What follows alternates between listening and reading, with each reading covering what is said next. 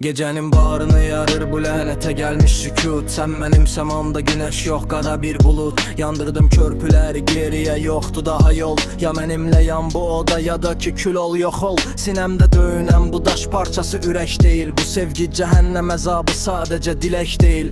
Qurduğun xəyal qəsri uçur bax, darmadağın zəhərə dönüb artıq dodağındakı o baldadın. Gözlərindəki yalanı oxuyuram sətir sətir. Cəsarətin çatırsa əgər mənə ölüm gətir. Ruhumun zindanında paslanıb qızıl açar. Bu qaranlıq labirintdən söylə kim hara qaçar.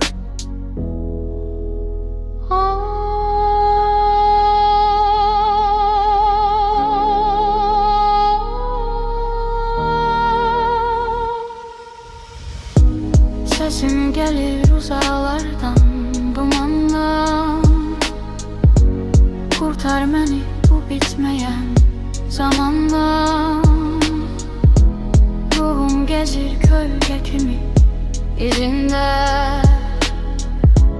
Hakikatler boğuldu denizde.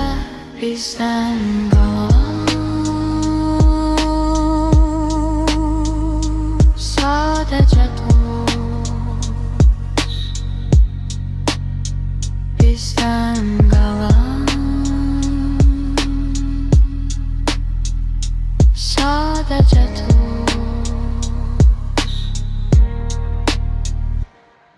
Barıt qoxusu gəlir, hiss edirəm son nəfəsi.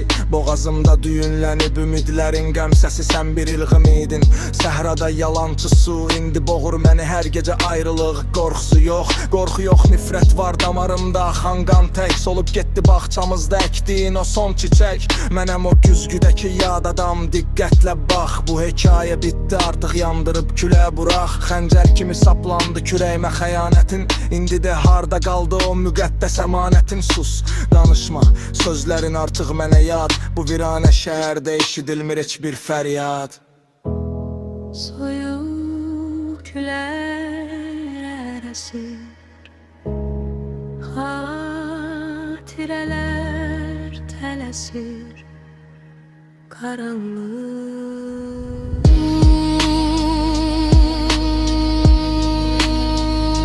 Unut məni,